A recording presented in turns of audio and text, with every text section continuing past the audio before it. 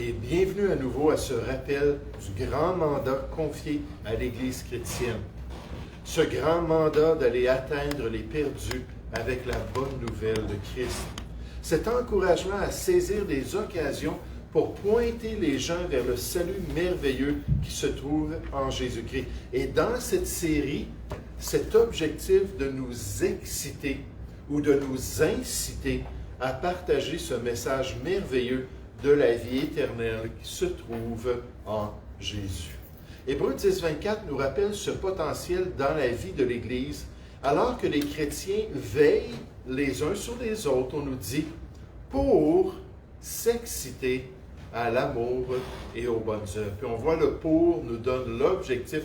Veiller les uns sur les autres, c'est de nous côtoyer mutuellement, de nous surveiller, de prier les uns les autres, puis de s'encourager mutuellement pour qu'on puisse s'exciter à l'amour et aux bonnes œuvres. Le pasteur John Corson confirme cet objectif pour l'Église de Jésus-Christ et dit « Oh, comme les enfants de Dieu devraient s'encourager à faire ce qui est bien, alors que le jour de la venue du Seigneur approche. » On devrait se rencontrer ensemble pour devenir meilleurs, pour aller de l'avant et pour pouvoir s'encourager dans les voies de Dieu. L'encouragement nécessairement à faire ce qui est bien. L'encouragement à accomplir la volonté de Dieu pour notre vie. L'encouragement à sortir de notre zone de confort pour partager l'Évangile de Christ. Et c'est ce qu'une Église fidèle au Seigneur doit pourvoir pour ceux et celles qui veulent bien se soumettre au programme du Seigneur. Donc, on vient à l'évangélisation ce soir. 3 autres principes pour nous encourager. 3 autres principes pour nous aider à mieux accomplir cette tâche d'ambassadeur du royaume de Dieu. Le principe numéro 25, qui est le principe de l'inattendu. Donc oui, le principe numéro 25, qui est le principe de l'inattendu. L'inattendu, c'est quelque chose qu'on n'attend pas quant au salut de Dieu. Qu'est-ce que c'est que ce principe? Comme description de ce principe, on nous dit que le principe de l'inattendu rappelle aux chrétiens que le Dieu du salut peut utiliser des contextes bien différents et bien particuliers à chacun pour disposer les gens à l'Évangile. Il peut se manifester autrement dans la vie d'une personne pour atteindre le même résultat dans son cœur, c'est-à-dire ce salut en Jésus-Christ. Ou en d'autres mots, il n'y a pas une manière standard et unique par laquelle Dieu doit agir pour qu'une âme se tourne vers Christ. Il n'y a pas un moule pour tous, alors que Dieu se manifeste dans la vie de chacun. Je vous donne un exemple de cela. Lorsque moi j'ai entendu l'Évangile à l'âge de 21 ans, ma vie était tout à l'envers. En fait, à l'âge de 15 ans, 2 chrétiens sont venus cogner à la porte et m'encourager à me tourner vers l'Évangile. Et ce n'étaient pas des témoins de Jéhovah, c'était des chrétiens évangéliques. Mais je n'ai rien voulu savoir. Mais quand ma vie était tout à l'envers, là, j'étais plus ouvert. J'avais plus d'espoir personnellement. Je n'avais plus de direction dans ma vie. Je n'avais plus rien à perdre, même si je me lançais dans une secte. Puis d'ailleurs, dans mon voyage aux Philippines, c'était ce que je voulais faire. M'incorporer à un groupe sectaire là-bas, puis finir mes jours avec eux. Un groupe qui allait contrôler tous les aspects de mon existence. Ça ne me dérangeait pas du tout. Je me souciais de rien. J'avais ruiné tous les repères de mon existence. J'avais tout gâché. Et là, j'étais prêt à un changement majeur dans ma vie. Ça, c'était le contexte. Une vie détruite. Des décisions qui ont tout ruiné. Puis comme je remercie le Seigneur qu'il m'a permis de tomber sur des chrétiens ou des chrétiens, de me côtoyer pour que je sois attiré finalement vers la vérité de Dieu. Parce que j'étais vraiment vulnérable. J'aurais pu tomber entre les mains d'à peu près n'importe qui. Mais Dieu, dans sa souveraineté, m'a guidé dans les voies du Seigneur. Maintenant, est-ce que c'est le contexte dans la vie de tous ceux qui acceptent le Seigneur? Des personnes qui s'ouvrent à l'Évangile parce que toute leur vie est détruite, parce qu'ils n'ont plus du tout de repères dans leur vie. Est-ce que c'est ce qu'on voit dans les exemples des Écritures? Là, j'ai pensé à différents exemples comme Lydie. Lydie, dans le livre des Actes, au chapitre 16, c'était une marchande de pourpre. Ça allait très bien. Puis là, il rencontre Paul, puis silence, il lui partage l'Évangile, puis elle a été sauvée. Je pensais à Corneille dans Acte 10, à Pierre, son salut, l'apôtre Paul, l'eunuque éthiopien. Ce n'étaient pas des gens qui étaient rendus dans un contexte tellement extrême qu'ils étaient prêts à n'importe quoi. Le seul qui m'est venu à l'esprit, c'est peut-être le geôlier à Philippe, dans Acte 16, qui était prêt à se jeter sur son épée, puis à s'enlever la vie à cause de sa peur des autorités romaines, après avoir perdu, pensait-il, tous les prisonniers de la prison. Parce que là, toutes les portes étaient ouvertes, puis il s'est dit certainement, ils sont tous partis. Puis on va m'exécuter. On perdait un prisonnier en tant que soldat, en tant qu'autorité, puis on devait donner notre vie pour un prisonnier. Là, imaginez, si tous les prisonniers étaient partis, c'était clair pour lui, puis il allait s'enlever la vie. Mais ça, c'est l'exception quand on pense à l'expérience des chrétiens. On ne peut pas mettre le salut dans un moule. On ne peut pas mettre le contexte de ce qui va amener une personne au Seigneur Jésus dans un stéréotype, on pourrait dire, ou dans des caractéristiques. Mais bien au contraire, Dieu peut le faire, et même le faire dans des contextes qui sont inattendus. L'évangéliste Larry Moyer nous dit, « Nous avons tous une perspective de comment Dieu s'y prend pour apporter une âme à Christ. Mais parfois, il faut s'attendre à l'inattendu. Après tout, il est Dieu et il n'est pas limité par nos pensées humaines. » Nous voyons un exemple de ça dans Jean chapitre 4, versets 35 à 38. Vous vous rappelez, Jean chapitre 4, ça nous parle de Jésus qui parle avec la femme samaritaine. Pour nous dire en quelques mots, ces versets résument le ministère que Christ a eu en Samarie, qui n'était certainement pas un ministère standard pour lui. On nous dit, ne dites-vous pas, Jésus dit ça à ses apôtres, il reste encore 4 mois et puis vient la moisson.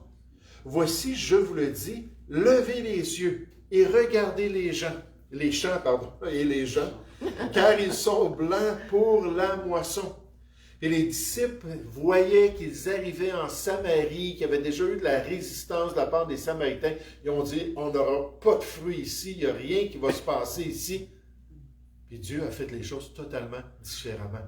Il dit, vous vous attendez que la moisson va venir bien plus tard. Il dit, non, c'est déjà tout prêt.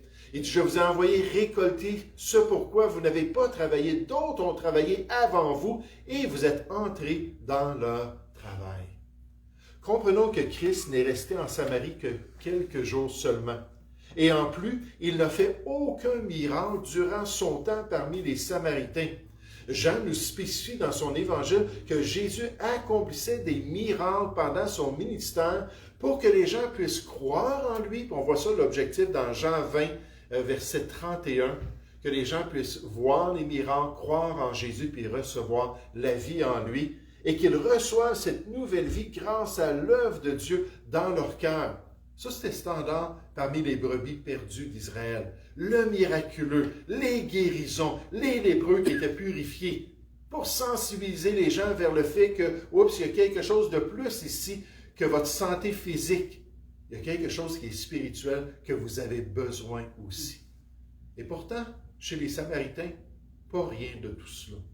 Il est arrivé là-bas, parlait avec une dame, est parti le dire aux gens, ils sont venus parler avec lui, et Dieu a fait des choses merveilleuses. Alors pourquoi n'a-t-il pas, Jésus, fait la même chose en Samarie pour gagner le cœur des Samaritains? Il n'en avait pas besoin. La moisson était déjà prête. Christ a utilisé une analogie dans son enseignement à ses apôtres pour expliquer les saisons du ministère. Il dit, tout comme un agriculteur sème pendant une saison et récolte pendant une autre, il en est de même du ministère en général. Les disciples s'attendaient donc à une saison de semailles ministérielles, mais les champs ministériels de Samarie étaient déjà blancs pour la moisson. Il a dit, on n'a pas besoin d'attendre, c'est déjà mûr. Les champs sont déjà prêts à être récoltés. Certains pensent que la raison pour laquelle la Samarie était si mûre était due au ministère de Jean-Baptiste, il suggère ça, ou même aux prophètes de l'Ancien Testament que les Samaritains lisaient. Quoi qu'il en soit, les disciples étaient sur le point d'être témoins de l'inattendu. Un champ si blanc pour l'œuvre de Dieu et pour cette moisson des âmes que lorsqu'une personne venait à lui, Plusieurs autres allaient être influencés et allaient se tourner aussi vers Jésus. Jean 4, 41 nous dit, « Et beaucoup d'autres crurent à cause de sa parole », en parlant de la femme samaritaine. Dieu ne correspond pas toujours au modèle auquel vous vous attendez. Vous ne savez peut-être pas comment il a travaillé avant votre entrée en scène avec l'Évangile. N'enfermez pas Dieu dans un moule préconçu. Étant Dieu, il fait l'inattendu. Vous ne pouvez pas toujours prévoir ce qu'il va faire et comment il va agir dans le cas d'une personne. Je me souviens d'un évangéliste qui partageait cela.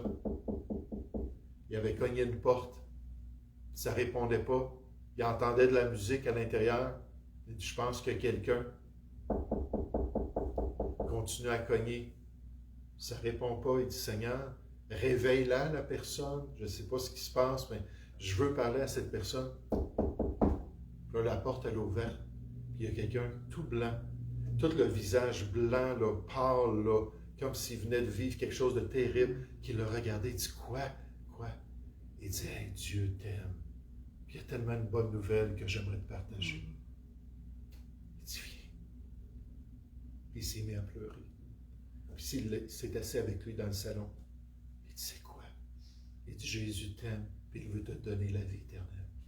Puis cette personne-là a mis sa foi en Jésus-Christ. Et après, lui a dit, j'étais dans la chambre de bain, j'avais un 38 à ma temple, puis je m'apprêtais à tirer, puis à m'enlever la vie. Puis là, j'entendais ça. Je me disais, oh, veux-tu me laisser tranquille? Voyons donc! Puis là, je suis venu voir c'était quoi qui se passait. Puis là, il dit, tu viens de me sauver la vie. Puis tu viens de me permettre de connaître le Seigneur. Je pense qu'il y a un verset qui confirme ça quand on pense au maître de la moisson. Dans Matthieu 19, au verset 26, on peut le mettre dans notre liste. Ça nous affirme aux hommes, cela est impossible, mais à Dieu, tout est possible. Puis quand on s'arrête sur la réalisation qu'il y a tellement peu de personnes, comme par exemple au Québec, qui acceptent le Seigneur. On parlait ce midi du réveil des années 70, des années 80. Dans les années 50, il y a eu beaucoup d'églises qui ont commencé à se développer, puis les gens ont commencé à semer les années 60. Là, dans les années 70-80, il y a eu une récolte. On parlait de ça, des cheveux blancs dans nos églises. Souvent, c'est des gens qui ont été sauvés dans ces années-là. Mais on ne peut pas s'arrêter au fait qu'on ne voit pas beaucoup de fruits, parce qu'on ne réalise pas tout le potentiel que Dieu peut accomplir dans la vie d'une personne. Dieu peut atteindre le cœur des inconvertis de manière inhabituelle, inattendue, avec le même message, puis nécessairement le même résultat, la conversion du cœur, mais autrement de ce qu'on peut s'attendre. Même en face d'une personne qui s'apprêtait à se suicider. Oui. La personne qui a invité son mari, puis le message, c'était sur... Oui, ça, c'est tout un exemple. Une dame qui était fidèle à l'Église, son mari lui permettait d'aller à l'Église, tout ça. Puis elle lui demandait, viens donc toi aussi, j'aimerais tellement que tu puisses venir à l'Assemblée, puis c'est un bon commentaire. Puis si vous avez des commentaires ou des illustrations, des exemples, gênez-vous pas. Puis finalement, il vient. Il décide de la surprendre, puis il dit, je vais y aller ce matin. Il vient à l'église, puis le pasteur prêche sur Genèse, chapitre 5. Maintenant, si vous connaissez Genèse, chapitre 5, vous savez que c'est toute une généalogie d'une personne qui a un enfant, après ça, il meurt. Là, son enfant a un enfant, après ça, il meurt. Puis c'est tout là, très ténébreux. Là, elle était assise là, puis elle était fâchée. Là, voyons, pasteur, qu'est-ce que vous faites prêcher ça? Sans réaliser que son mari est en train d'être brisé par le Seigneur. Parce qu'il réalisait, je vais mourir. Où est-ce que je vais m'en aller un jour? Mes enfants vont continuer, mes petits-enfants, les prochaines générations. Mais moi, là, je vais passer comme tous ces gens-là. Puis quand le pasteur il a demandé, est-ce qu'il y a quelqu'un qui aimerait venir en avant, puis qu'il aimerait qu'on aille ouvrir la Bible avec, puis il s'est levé, puis il est tout de suite parti. Sa femme était dans la confusion. Après ça, il est revenu avec un beau visage, puis il a dit, j'ai accepté Christ dans ma vie. D'une manière totalement inattendue que Dieu peut accomplir ça dans la vie des gens. Donc, ça, c'est le principe numéro 25. Principe numéro 26. On continue. Le principe du message de la création. Le principe du message de la création. Qu'est-ce que ce principe exactement? Comme explication, ce principe rappelle à l'ambassadeur de Christ que le monde naturel qui est partout autour de nous est utilisé par Dieu pour disposer les gens envers une relation avec le Créateur de toutes choses. Que le grand message de la création est entendu sur toute la terre, que la lumière des œuvres de Dieu qui nous entourent encourage les hommes à chercher Dieu et à chercher leur volonté pour leur vie. Sa volonté plutôt pour leur vie. Ce soir, je voulais juste donner un exemple avec Shani. Je voulais inviter Shani à venir. Malheureusement, elle n'était pas disponible ce soir. Mais elle, Shani, c'est ce qui s'est produit dans sa vie. Alors qu'elle avait ouvert son cœur au monde naturel, à l'aspect scientifique qui était enseigné, puis qu'elle était très intéressée à cet aspect-là, puis qu'elle a entendu un créationniste, un chrétien qui a enseigné sur la création avec une toute autre perspective et qui a terminé, puis souvent les ministères créationnistes font ça, ils terminent avec l'Évangile. Parce qu'ils savent que le Créateur et cette réalité-là de la création, c'est pour nous disposer à bien plus que juste vénérer un autre Dieu. C'est pour nous disposer à nous tourner vers lui et à croire en Jésus-Christ. L'évangéliste Larry Moyer nous dit, si quelqu'un veut entendre Dieu directement pour savoir qu'il existe, il n'a pas besoin d'aller bien loin. Il aura peut-être besoin que vous lui souligniez ce qui est bien évident. Parfois, Dieu ne murmure pas, au contraire, il crie par ce message-là de la création. Regarde un cerf courir à travers la prairie. Observe un écureuil alors qu'il grimpe dans un arbre. Étudie la configuration de la feuille tombée au sol. Regarde une étoile à travers un télescope. Grimpe la montagne jusqu'à son sommet. Laisse l'océan te ballotter. Ces moments ne ressemblent pas à des autocollants pour pare-chocs, faciles à ignorer et difficiles à lire. Ce sont des panneaux publicitaires géants qui crient la même chose. La voix derrière eux est celle du Dieu créateur. Il ne se contente pas de dire, mais il crie « Je suis là, je suis vivant, je suis Dieu ». Romains 1 au verset 20 enseigne « En effet, les perfections invisibles de Dieu, sa puissance éternelle et sa divinité se voient comme à l'œil nu depuis la création du monde, puis juste en passant dans les écrits à travers l'histoire. On voit toujours ce témoignage-là de la fascination des gens concernant les astres, la fascination des gens concernant le monde naturel, concernant les réalités qu'il y a une intelligence qui a dû créer toutes ces choses. Alors que je partageais cela dans une autre étude, quelqu'un m'a écrit et dit, tu sais que moi je suis venu au Seigneur à cause du témoignage de la création, à cause que c'était quelqu'un qui allait faire du camping. Puis quand il faisait du camping, je ne connaissais pas ça, j'ai presque jamais fait de camping dans ma vie, mais lui, il était habitué, puis il faisait du camping à ciel ouvert. C'est-à-dire qu'il s'installait dans la forêt, puis ils avaient juste un pack-sac avec un sleeping bag, un sac de couchage. Sac de couchage, merci, désolé pour mon anglicisme. Puis là, il s'installait là, puis il se couchait, puis il dormait la nuit là dans la forêt. Là, il voyait tous les astres, puis ces choses-là de la nature autour d'eux, alors qu'il passait des jours dans la nature, ça les disposait. Et lui, un jour, il a fait une prière, puis il a dit, Dieu, si tu existes, montre-moi qui tu es. Puis là, Dieu a répondu à sa prière, puis il a mis des événements dans sa vie qui l'ont mené vers Jésus-Christ. Mais c'est-à-dire, ça se voit comme à l'œil nu, depuis la création du monde. Quand on les considère dans ses ouvrages, ils sont donc inexcusables. Puis c'est seulement ceux qui refusent ce message-là, qui ne veulent pas voir le message du Créateur, qui vont côtoyer le monde naturel sans avoir plus de lumière, parce qu'ils ont endurci leur cœur. Une première lecture de ce passage biblique montre que la création annonce qu'il existe un Dieu. En réalité, le verset en dit beaucoup plus. Romains 1, 20, la création dit qu'il existe un Dieu sans égal. Notez les mots. Sa puissance éternelle et sa divinité. Ça, c'est une définition standard de Dieu. Il ne peut pas y avoir plusieurs dieux. On sait qu'il y a des religions comme l'hindouisme qui disent tu peux avoir n'importe quel dieu, puis en fait, ils vont énumérer quelques 33 millions de dieux. Puis là, tu peux choisir les divinités dans ta famille, dans ta parenté, puis tout répartir cela. Mais un Dieu ne peut pas avoir de compétition. S'il est éternel, puis s'il remplit toutes choses, il ne peut pas y avoir d'autres dieux. C'est impossible, ça prend un seul Dieu.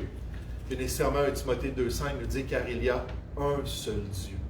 Et aussi un seul médiateur entre Dieu et les hommes, Jésus-Christ. Donc, un seul Créateur, un seul Dieu, une seule volonté, un seul plan de salut. Ce plan-là, c'est par Jésus-Christ. Il continue. On ne peut pas regarder la création et dire « Dieu existe », puis montrer du doigt une image sculptée, une idole et dire « Le voici, je l'ai créé moi-même ». Au lieu de cela, celui qui est impressionné doit dire « Dieu existe et c'est lui qui m'a créé. Je suis l'œuvre de ses mains. » C'est pourquoi tout le monde est sans excuse devant Dieu. Ses empreintes digitales sont partout dans la création. Il n'y a aucun endroit sur terre qui ne crie sa présence. Si l'on ne voit pas Dieu dans la création, ce n'est pas parce que Dieu n'est pas visible dans celle-ci, mais plutôt parce qu'on ne veut pas le voir. C'est pour ça que dans le livre des psaumes, dans l'Ancien Testament, on répète ça à 2 reprises, dans le psaume 14 au verset 1, puis 53 au verset 1 aussi. On nous dit, l'insensé dit en son cœur, il n'y a point de Dieu. Il essaie de se convaincre que Dieu n'existe pas. Dans 2 Pierre 3,5, c'est dit que les moqueurs des derniers temps veulent ignorer qu'il y a un Créateur. Veulent ignorer qu'il existe. En fait, c'est plus que ça. Ils veulent ignorer qu'il a jugé le monde par un déluge et qu'il réserve la terre pour les flammes de la destruction de toutes choses. Ils veulent ignorer, donc ils essaient de se convaincre. 2 Pierre 3 au verset 5. Oui, 2 Pierre 3, 5. Mais une feuille, un arbre, une montagne, un nuage, expliquera-t-il le chemin du salut à une personne perdue? Non, pas du tout. L'Écriture met l'accent sur le fait que si quelqu'un reconnaît sa présence dans la création et cherche le Dieu créateur, que lui-même veillera d'une manière ou d'une autre à ce qu'il entende le message de l'Évangile. Corneille, dans Acte 10, est un bon exemple. Convaincu de la présence de Dieu, puis on ne sait pas les détails, pourquoi il rechercha Dieu de tout son cœur. Et Dieu, à son tour, lui fit entendre l'Évangile par l'intermédiaire de Pierre. Il était déjà disposé spirituellement. Lorsque nous discutons avec des inconvertis, nous pouvons leur rappeler que Dieu ne murmure pas sa présence, il le crie, ou il la crie, pardon. La création est une voix qui ne peut être réduite au silence. Oui, frère? Et je ne me souviens pas de la référence exactement, c'est dans les psaumes. Les cieux racontent la gloire de Dieu, l'étendue manifeste l'œuvre du salut. Psaume 19 au verset 1. Oui, c'est vrai, c'est un bel exemple de ça, comment les cieux racontent la gloire de Dieu. Maintenant, il y a un passage clé qui soutient ce principe-là concernant la création. Ça se trouve dans le livre des Actes au chapitre 17. Donc, je vous encourage à tourner dans le livre des Actes au chapitre 17 à partir du verset 22. Et c'est l'apôtre Paul, dans son grand discours à Athènes, dans l'aéropage, le grand amphithéâtre qu'il y avait dans cette ville-là. Actes chapitre 17, verset 22. Vous allez voir, Paul va débuter avec la création, avec le Créateur. Il va terminer avec une exhortation de se repentir et de se tourner vers Jésus. Actes chapitre 17, verset 22. Paul, debout au milieu de l'aéropage, dit « Hommes athéniens, je vous trouve à tous égards extrêmement religieux, car en parcourant votre ville et en considérant les objets de votre dévotion, j'ai même découvert un autel avec cette inscription « À un Dieu inconnu ». Et vous vous rappelez, Paul, alors qu'il était dans la ville, voyait toutes les idoles, voyait toutes les fausses religions. Puis alors qu'il voyait ça, son cœur était irrité, son âme était attristée. Puis là, Dieu a dit, vois-tu pourquoi je t'ai envoyé ici? Parce que ces gens-là ont besoin du salut. Ils ont besoin de se détourner des faux dieux pour servir le seul vrai Dieu. Il dit, vous avez même fait un autel à ce Dieu-là inconnu. Ce que vous révérez sans le connaître, c'est ce que je vous annonce. Le Dieu qui a fait le monde et tout ce qui s'y trouve, étant le Seigneur du ciel et de la terre, n'habite point dans des temples faits de mains d'hommes. Il n'est point servi par des mains humaines comme s'il avait besoin de quoi que ce soit. Lui qui donne à tous la vie, la respiration et toutes choses. Là, il dit, voici son plan pour vous. Verset 26.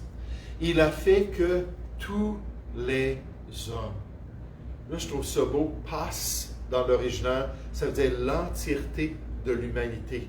Chaque élément, la totalité des êtres humains. Il a fait que tous les hommes, sortis d'un seul sang, Adam et Ève nécessairement, habitent sur toute la surface de la terre, ayant déterminé ou choisi la durée des temps et les bornes de leur demeure. Il a voulu qu'il, en parlant encore une fois de tous les hommes, cherche le Seigneur et qu'il s'efforce de le trouver en tâtonnant, bien qu'il ne soit pas loin de chacun de nous, parce qu'il est notre grand Créateur, car en lui nous avons la vie, le mouvement et l'être. Donc on sait qu'à cause de notre corruption après la chute, l'être humain ne cherche pas Dieu.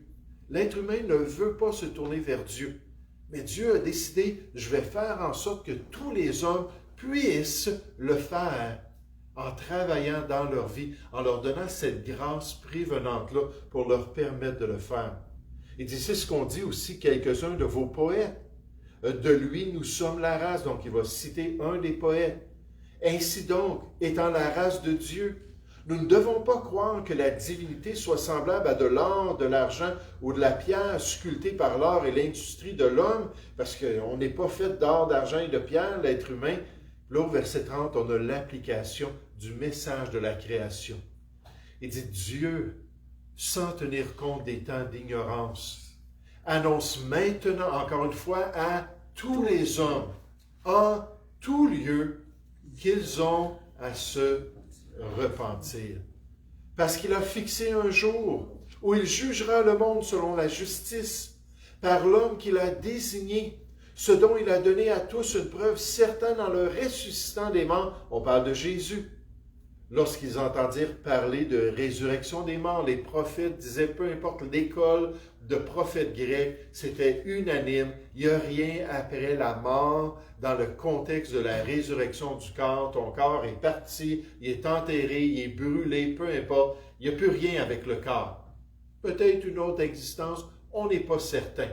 Fait que ça, c'était vraiment connu dans le monde grec, puis c'était accepté. Donc, ils entendent Paul dit, non, il y a une résurrection, on va revenir dans une nouvelle vie. Lorsqu'ils entendirent parler de résurrection des morts, les uns se moquèrent et les autres dirent, nous t'entendrons là-dessus une autre fois. Ainsi Paul se retira du milieu d'eux. Quelques-uns néanmoins s'attachèrent à lui et crurent. Denis l'Aéropagite, une femme nommée Damaris et d'autres avec eux. Une petite récolte, mais une récolte toutefois par la grâce de Dieu. Parce que Paul a parti, ce n'était pas des Juifs, ce n'était pas des gens qui connaissaient la loi, mais il est parti avec le Créateur pour dire ce Créateur-là vous appelle au salut qui se trouve en Jésus. Actes chapitre 14, si jamais ça vous tente, c'est un autre passage où juste avant de se faire lapider, Paul parle à des gens aussi de l'Évangile, mais il débute avec la création, la bonté de Dieu à travers les saisons, qui a donné toute cette abondance à l'homme pour les guider vers l'Évangile.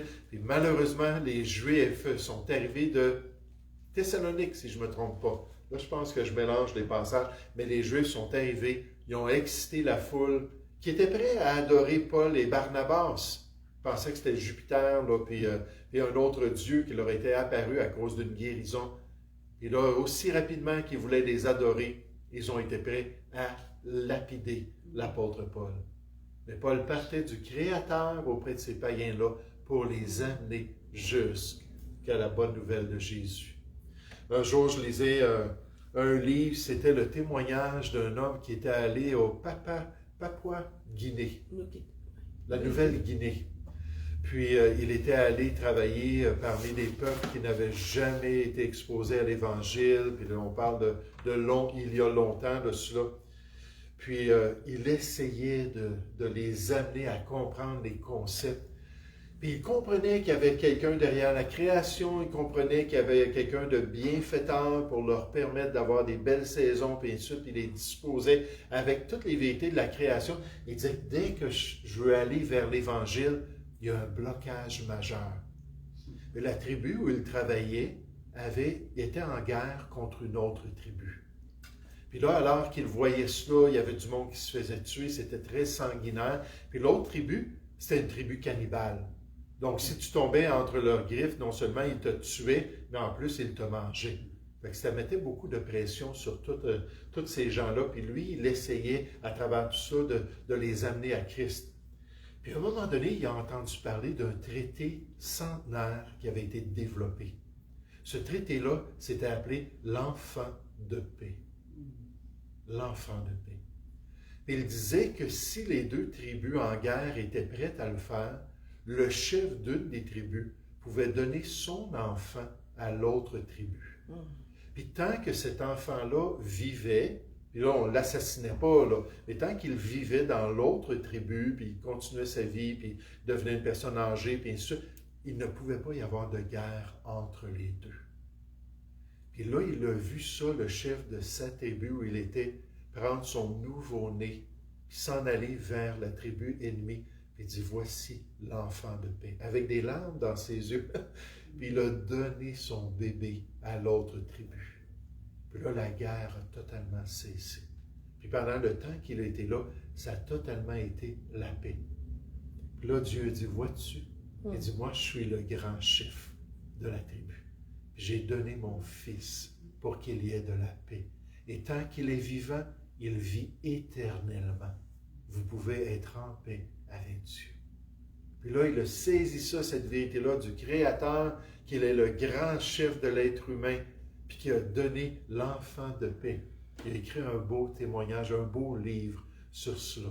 Qu'en Jésus-Christ, on peut avoir la paix avec Dieu pour toujours, parce que lui, il ne mourra jamais. Puis comment est-ce que ces choses-là peuvent disposer les gens? Mais ce soir, on apprend ce principe de l'inattendu. Il faut être souple dans notre manière de voir. Il faut être souple entre les mains de Dieu. Il ne faut pas douter de ses capacités. Puis je suis certain qu'on a tous des personnes dans notre cœur qu'on aimerait voir venir au Seigneur, se mettre en règle avec Dieu. Je vais vous dire, ce qui est impossible à l'homme, mais ce n'est pas impossible à Dieu. Puis de s'attendre qu'il peut faire de grandes choses pour changer les cœurs, disposer les cœurs. Encore un exemple, il y a toutes sortes d'exemples qui nous viennent à l'esprit. Mais un couple qui finalement se divorce. Lui, son cœur est brisé. Il ne voulait pas le divorce, mais il fait partie du problème parce qu'il y a toujours deux côtés de la médaille. Finalement, il vient, puis il va voir son beau-frère qui assistait dans une église évangélique, puis il dit, je pense que c'est le temps que je m'approche de Dieu. Là, David s'en va à l'église, puis il entend l'évangile, puis il est sauvé. Il contacte son ex, puis il dit, « Hey, écoute, chérie, il dit vraiment, on pourrait être réconciliés. Si tu te tournes vers le Seigneur, tu dis, « Ah, je veux rien savoir, mon frère m'en parle depuis des années, je veux rien savoir de ça. » Fait que finalement, David reste fidèle, continue à prier pour son ex. Puis à un moment donné, elle retentit à l'église. Puis elle vient, puis elle met sa foi en Jésus-Christ. Puis on a eu le privilège de voir le mariage de quelqu'un qui s'était divorcé hors de Jésus, avant de connaître Jésus. Ils se sont remariés alors que tous les deux étaient devenus des enfants de Dieu. Des choses qu'on ne peut pas. On ne peut pas s'imaginer que le Seigneur peut faire. Deuxièmement, on voit le message de la création. Dieu parle par le monde qu'il a créé. Et c'est un message universel pour tous les hommes, pour disposer les êtres humains à la bonne nouvelle de Jésus-Christ. Maintenant, le principe numéro 27. C'est le principe des moments opportuns. le principe des moments opportuns. Qu'est-ce qu'on veut dire par ce principe?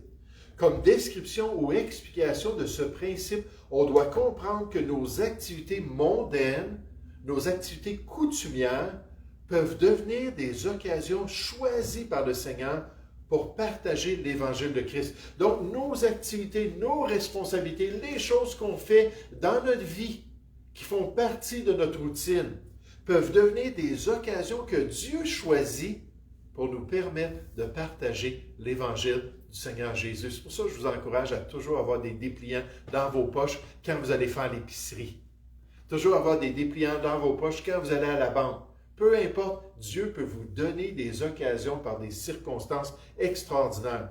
Mais que le Seigneur dirige souverainement ces activités-là dans ce monde de telle sorte que ce sont des occasions particulières, spéciales qu'il nous présente pour partager et même peut-être pour voir la réception du salut en Jésus-Christ dans la vie d'un individu. Quand j'ai vu ça, tout de suite, je suis revenu à notre tournée d'église. Puis je suis revenu à un des éléments les plus intéressants de notre tournée, c'est quand on était dans l'Ouest américain. Moi, je n'avais jamais vu ça, des déserts comme ça. J'avais jamais vu ça, des cactus partout, puis toutes sortes de choses, mais c'était tellement un contexte différent, l'Ouest américain. Puis en plus de cela, on a passé un mois dans l'État du Utah. Est-ce que quelqu'un qui connaît quelle religion est sortie du Utah? Ah oui, les Mormons. Les Mormons, exactement. Salt Lake City a été fondé par les colons mormons, puis ainsi de suite. Fait que là, on était là-bas, puis ainsi de suite. Mais pendant qu'on était là, comme on aimait le faire avec des jeunes enfants dans nos tournées, on cherchait des occasions d'aller visiter quelque chose de différent. On avait toujours entendu que dans l'Ouest canadien et dans l'Ouest américain, il y avait les meilleurs rodéos en Amérique. Et ça, c'était des vrais rodéos. Fait qu'on s'est dit, ben, on va chercher un rodéo. On commence à poser des questions, pas de GPS dans cette époque-là. On avait des livres avec des cartes, on essayait de suivre ça. J'ai imprimé des cartes là, sur mon ordinateur pour aller d'une place à une autre. Fait que là, quelqu'un me dit, oui, tu t'en vas sur l'autoroute ici jusqu'à telle sortie, après ça, tu embarques sur une autre route jusqu'à telle sortie, pas de problème, j'ai tout compris. On s'en va, on se perd complètement. Puis là, je me dis, wow, on a cette journée-là pour faire une belle activité, puis on a manqué notre rodéo, j'ai aucune idée où ça se trouve. Puis là, on dit, ben, on va arrêter à la prochaine ville. On arrive dans la ville, puis il y avait un McDonald's. Puis là, sur le McDonald's, c'était marqué qu'il y avait une salle pour les jeunes, les enfants, pour jouer. Ça, on recherchait ça, pas pour le McDonald's, mais pour que les gens puissent sortir de la camionnette et aller jouer. C'est ce qu'ils ont fait tout de suite, ils sont rentrés, puis ils sont allés dans les modules, puis sont allés s'amuser. Puis là, mon épouse et moi, on commande, puis là, on attend, puis on voit une dame qui est en train de pleurer. Puis là, on va l'aborder, puis je vais dans l'auto, je cherche un dépliant, je dis, savez-vous que Jésus vous aime? Que vous avez une bonne raison de vous réjouir au lieu de pleurer? Elle dit, ouais, il m'aime moi. Là, je demande à mon épouse de venir, partager l'Évangile, ils ont prié ensemble, on l'a mis en contact avec un pasteur dans la région, tout ça. Mais voyez-vous, des moments opportuns, on s'en va pour trouver un rodéo, on retentit au McDonald's, et Dieu dit, tiens, j'ai quelqu'un qui va ouvrir son cœur, puis qui va recevoir la bonne nouvelle du Seigneur Jésus. Donc, un autre exemple qui m'est venu à l'esprit aussi, c'est un père de famille que je rencontre après des années, un chrétien. Puis il dit, tu sais, il dit, mon fils parle toujours de toi. OK? Je me souvenais qu'il y avait des enfants qui étaient dans notre assemblée il y a des années, mais avec 175 personnes, c'est plus dur de se souvenir de tout le monde. Il dit, oui, il dit, c'est clair dans son esprit que c'est à cause de toi qu'il a accepté le Seigneur. Là, je le regarde, je dis, ah oui. Je dis, ah, OK, bon, c'est bien. Puis là, il me donne le contexte, puis là, c'est revenu. Il m'invite à aller garder ses enfants pendant qu'ils étaient partis, lui et son épouse, pour une sortie. Je m'en vais garder un des petits-enfants, était aux couches. C'était la première fois, j'avais 21 ans à peu près, première fois que je changeais des couches. Oh. Et bon, je pense que tout son repas a passé directement de la bouche à la sortie. Fait que je change des couches, tout ça, mais pendant que j'étais là, l'autre frère qui était plus vieux me partage qu'il avait entendu parler de Jésus, mais il ne savait pas comment il devait prier et recevoir Christ. Puis là, moi, je dis, bien, écoute, veux-tu qu'on prie ensemble? Il dit, bien oui. Puis là, j'explique un peu l'Évangile, je ne connaissais pas beaucoup de détails. Puis là, on prie ensemble. Mais pour lui, c'est à ce moment-là que son cœur a été changé. Puis là, ils sont déménagés. Fait que là, je n'ai pas eu d'autres nouvelles de ça. Des décennies plus tard, je rencontre son père quelque part, je ne me souviens même pas à quel endroit. Puis il dit, tu sais que mon fils est très fidèle au Seigneur. Puis c'est quand tu l'as amené à Christ qu'il a reçu cette nouvelle vie-là. Des circonstances de changer une couche, puis de passer du temps avec deux petits garçons que le Seigneur peut utiliser pour sa gloire. L'évangéliste Larry Moyer nous dit, dans le livre d'Esther, Mardochée pose à la reine une question des plus percutantes. Le méchant Haman avait orchestré, vous vous rappelez du livre d'Esther, un complot visant à détruire tous les Juifs du royaume du roi Assuérus. Le roi Assuérus ne savait pas que sa propre reine était d'origine juive. Lorsque Mardochée, qui a élevé Esther, a entendu parler du complot, il était convaincu que Dieu pouvait utiliser n'importe qui qu'il voulait pour sauver le peuple juif. Donc, on ne parle pas du salut nécessairement de l'âme, mais du salut, de les sauver de la mort, de la destruction. Il avait également une grande confiance dans la souveraineté et la puissance de Dieu. Mais il a reconnu que la raison pour laquelle Esther avait les faveurs du roi était fort probablement parce qu'elle avait été choisie par Dieu pour pouvoir délivrer son peuple. Si elle se présentait devant le roi en leur nom, elle pouvait plaider pour l'annulation du décret.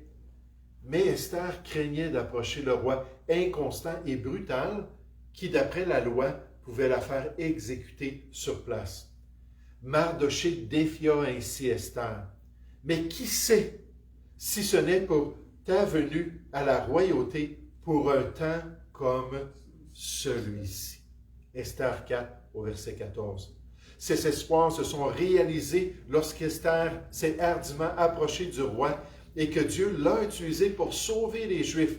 Au lieu qu'Haman ait causé la mort des Juifs, ce sont les Juifs qui ont causé sa mort ainsi que celle de ses 10 fils.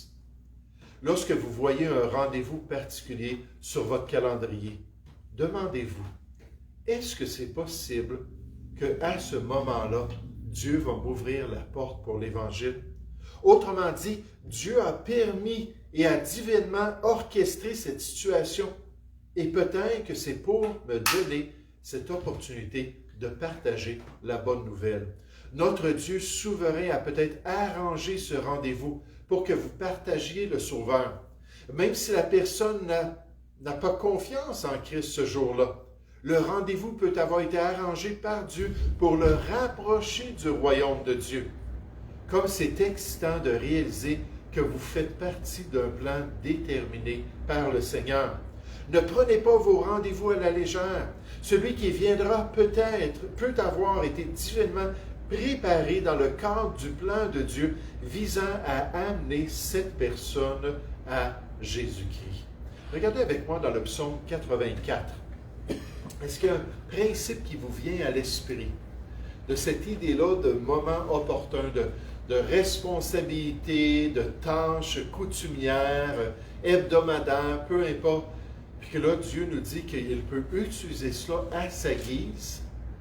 C'est certain que cet évangéliste-là l'a vécu à plusieurs reprises, puis il connaît amplement de monde qui ont vécu cela aussi. Puis on voit que Dieu peut agir ainsi. Mais quand j'ai pensé à ça, je me suis rappelé d'un passage que notre pasteur nous rappelait régulièrement pour montrer comment Dieu sait agir dans notre vie. Le psaume 84, au verset 6. Psaume 84, au verset 6. « Heureux ceux qui placent en toi leur appui, qui se tournent vers le Seigneur, qui se confient en Dieu, qui marchent fidèlement avec le Seigneur.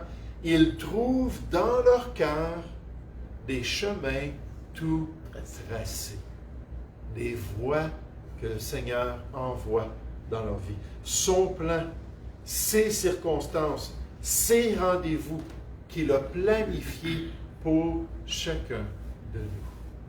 Oh, que le Seigneur nous dirige ainsi dans de belles occasions pour partager son évangile dans ce monde. Qu'il nous utilise alors que nous restons disposés et disponibles pour être des témoins du Seigneur Jésus. Étant toujours prêt à le voir dans cette œuvre-là dans laquelle il nous a impliqués. Nous sommes co-ouvriers avec lui dans l'Évangile du Seigneur Jésus.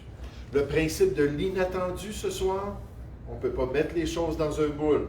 Le principe du message de la création, tous les êtres humains ont ce grand témoignage autour d'eux. Le principe des moments opportuns, alors que Dieu peut saisir les occasions comme une crevaison, et que j'aime pas les crevaisons. Mais qui sait, Dieu peut permettre une crevaison pour que quelqu'un vienne me donner un coup de main, pour que CAA arrive, puis que je puisse témoigner à la personne. N'importe quelle circonstance, si on est prêt à ouvrir la bouche et à saisir l'occasion, ces moments opportuns-là que Dieu nous donne. Nous allons prier ensemble. Oui, Père Céleste, encore une fois, merci pour ces principes ce soir. Merci pour ces vérités qui nous encouragent à voir, Seigneur, comme tu es souverain. Et Père Céleste, peut-être qu'on témoigne régulièrement qu'on ne voit pas de fruits. Mais Père, tu nous dis qu'un va semer, l'autre va arroser, mais un jour, toi, tu peux faire croître. Et qui sait si dans l'éternité, il n'y aura pas toutes sortes de fruits merveilleux. Parce que tu es un Dieu de grâce, parce que tu es le maître de la moisson, parce que tu daignes même nous utiliser pour être de bons ambassadeurs de ton royaume. Encourage-nous à continuer, Seigneur. Encourage-nous à garder les yeux ouverts. Encourage-nous à toujours voir les gens autour de nous comme perdus sans Jésus-Christ. Que la colère de Dieu demeure sur eux. Et surtout, encourage-nous à ouvrir la bouche pour leur partager la bonne nouvelle du Seigneur Jésus. Père, nous te prions au nom du Seigneur Jésus. Amen.